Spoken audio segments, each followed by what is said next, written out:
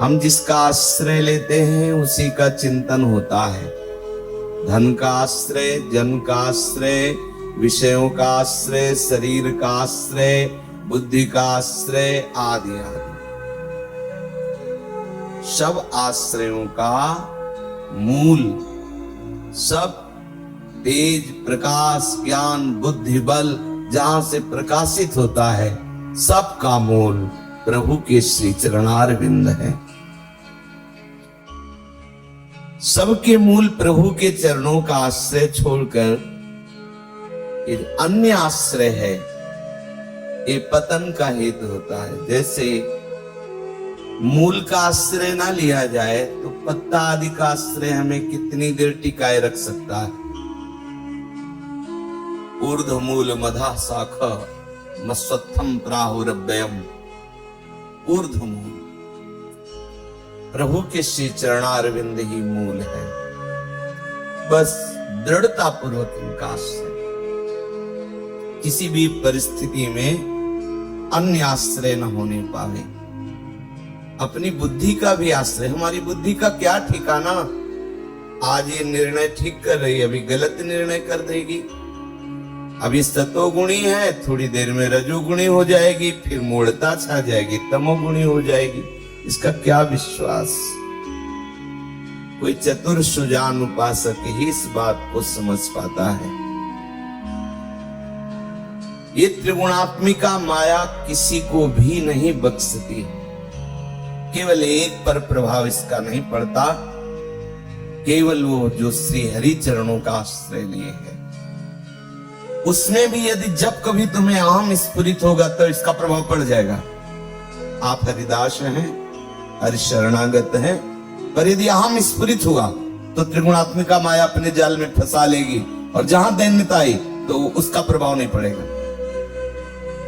मामेव ये प्रपद्यन्ते माया में ताम तरन्ते। बस एक आश्रय पर आप ध्यान दीजिए। साधना अन्य आश्रयों के त्याग की हो रही है। बिल्कुल असमर्थ हो जाइए।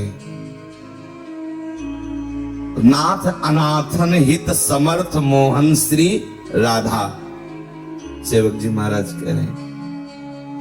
जो अनाथ अपने को अनुभव करने लगता है अन्य आश्रयों का त्याग करके, तो समर्थ श्री राधा मोहन उसकी बांह पकड़ लेते हैं। समर्थ शब्द किसके आगे लगता है।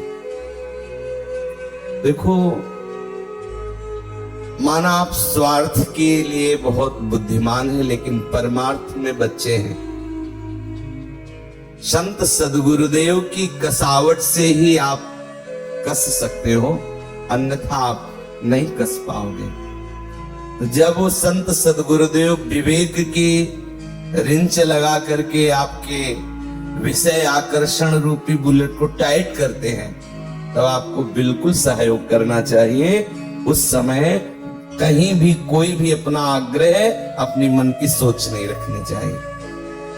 रुपया पैसा की सामर्थ्य को समर्थ थोड़ी कहते हैं। समर्थ गुरु रामदास, जो रामदास है वही समर्थ है, वही गुरु है।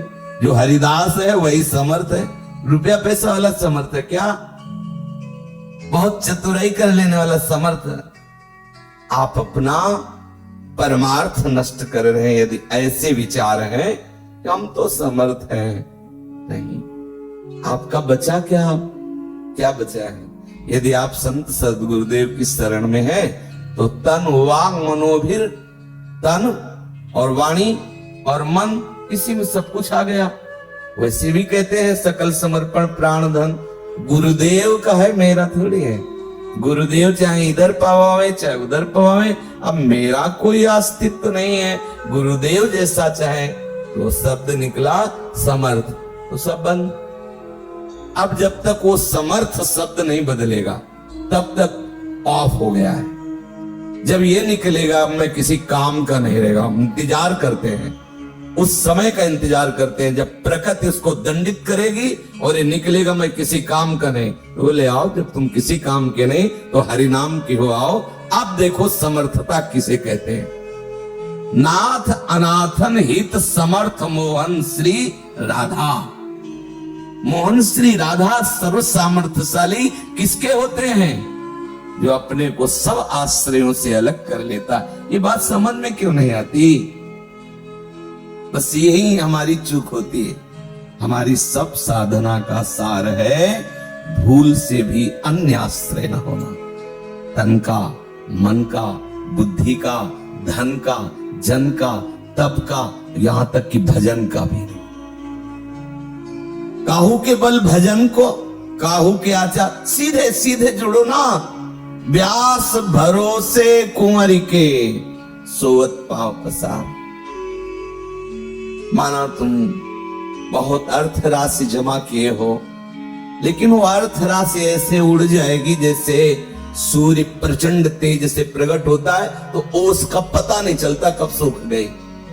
अरे जो हरि चरण आश्रित है, भले एक बूंद न दिखाई दे रहे हो लेकिन स्रोत खुल गया है। अब वहां सूर्य की प्रचंडता उस स्रोत को नहीं सुखा पाएगी। सावधान रहिए, अन्य आश्रय मत लीजिए।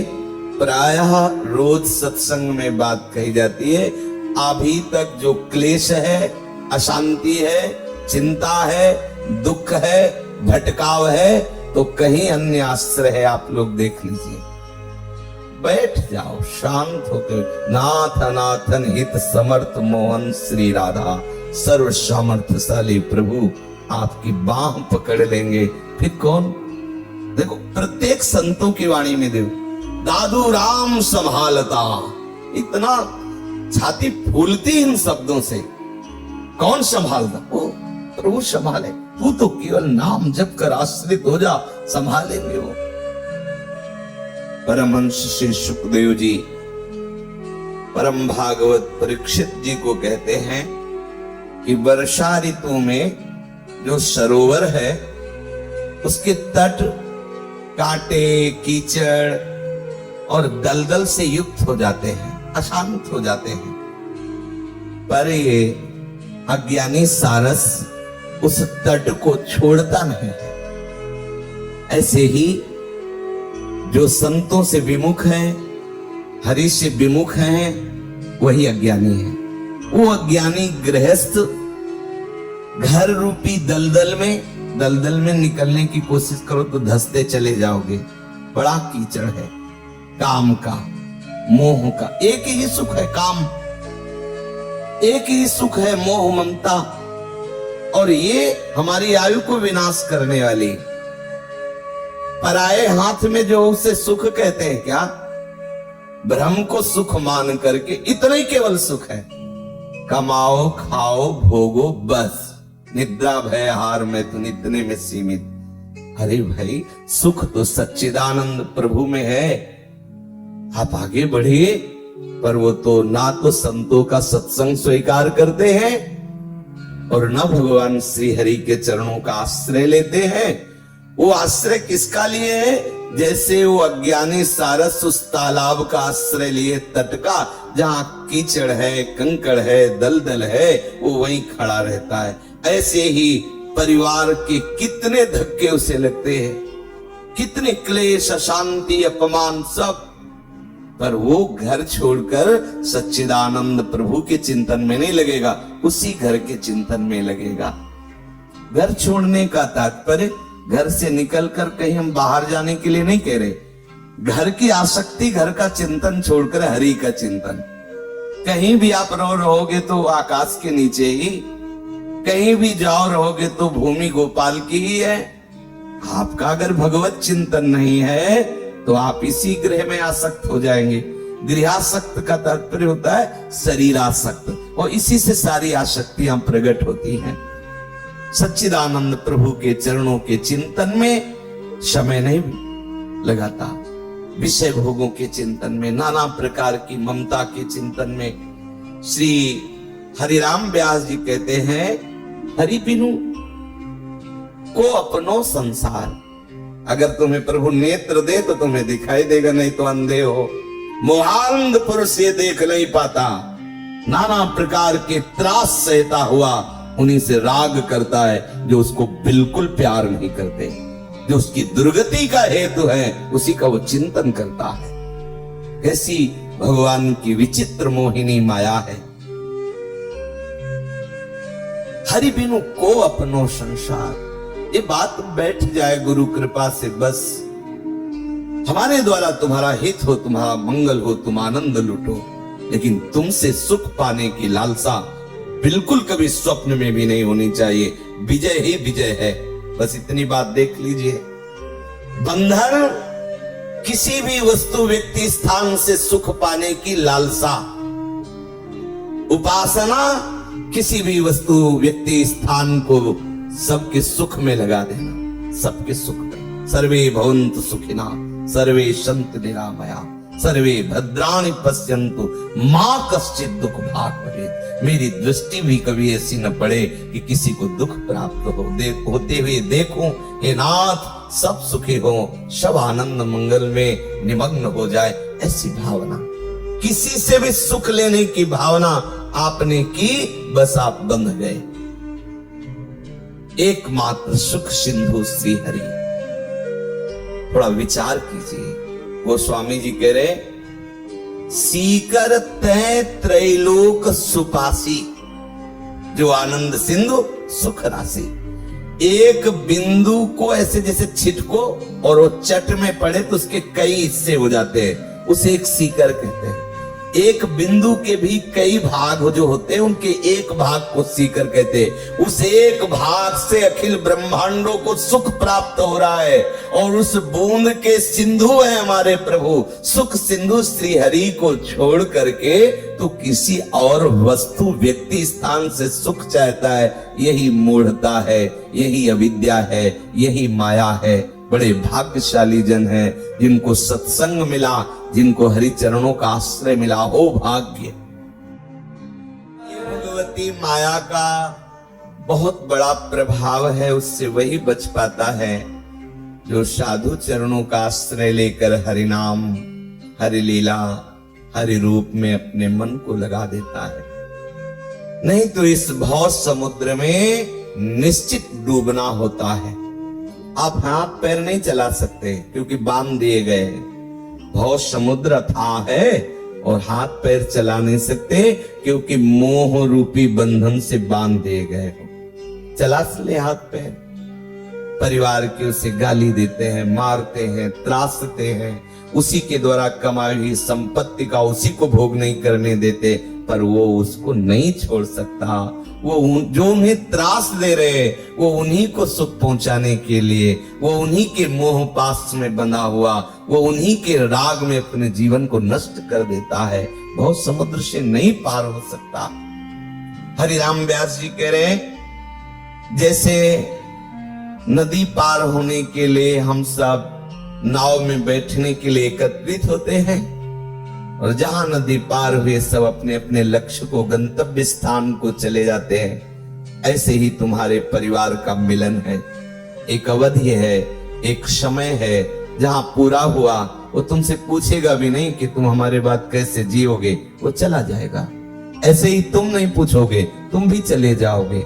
ये सबका मिलन ऐसा है जैसे नदी पार करने के हेतु हम नौका में बैठते हैं तो सब एक नजर आते हैं, लेकिन जहां पार उतरे तहां सब अपने अपने गंतव्य स्थान को चले जाते हैं। ये सब परस्पर केवल राग से बंधे हुए हैं, प्यार नहीं, राग से बंधे हुए हैं। जब इस राग को वैराग्य में स्थित करोगे तब आपको दिखाई देगा। सुत बनिता आदि जान स्वार्थ रत, ना करु नेह सभी ते, अंत ही तो ही तजेंगे पामर, तू न तजे वहीं ते। पर ये बातें सुनकर लगेगा ये तो बाबा जियों के लिए है, हमारे लिए थोड़ी। हमारे लिए यही कर्तव्य है, भोग भोगो नरक जाओ, यही कर्तव्य, उसे ही कर्तव्य मान। वो इतना वो सुनना भी नहीं चाहते। हम गृहस्थ हैं, हमारा सब, हमारा यही कर्तव्य, वो उसे मानना ही नहीं।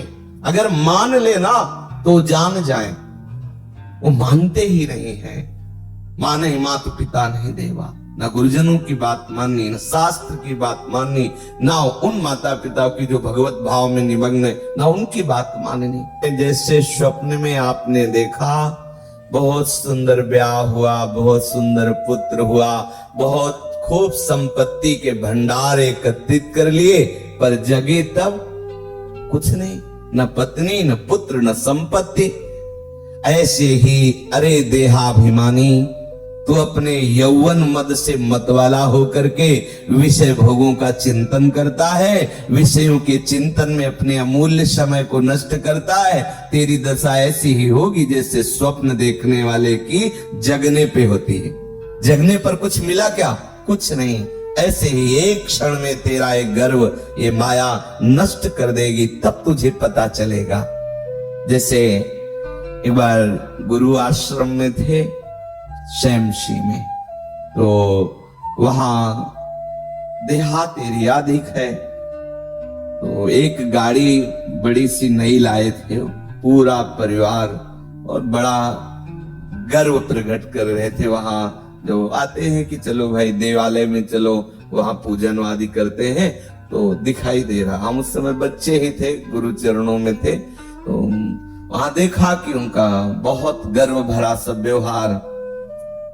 फिर वो गए, अब वो गंगा का किनारा, कहा कैसे क्या गाड़ी हुई, खाई में गिर गई। तो जो एक लड़का था वो राधे श्याम हो गया, पधार गया। कई लोग हाथ पैर टूटे सब। कहाँ गया वो उत्सव, कहाँ गया वो सब? एक मिनट में शोक सभा, और फिर जो दशा हुई पूरे परिवार की, उससे उबर नहीं पाना, क्योंकि एक पुत्र वो भी राधे श्याम पधार गया। किस बात का गर्व करते हो? तुम्हारा शरीर पानी का बुलबुला जैसा कभी भी फूट जाएगा। ये मत सोचो आप बहुत बलवान हो, बहुत धनवान हो, बहुत कुलवान हो। ये सब मोह निशा, सब सोवनिहारा, देखे स्वप्न अनेक प्रकारा। जब जगोगे तो हाथ कुछ नहीं लगेगा। जैसे स्वप्न में ब्याह हुआ, स्वप्न में पुत्र हुआ, स्वप्न में खूब संपत्ति एकत्रित की, लेकिन जब स्वप्न टूटा तो 1 रुपया नहीं, एक कुछ कोई जन नहीं, आप अकेले। ऐसे ही उड़ जाएगा हंस अकेला, कुछ दिन का ये जीवन मेला। जब जब हंस उड़ा तब तब अकेला उड़ा, जिंदगी में लाखों का मेला जुड़ा। हंसा जब जब उड़ा तो अकेला उड़ा। ये ध्यान रखो।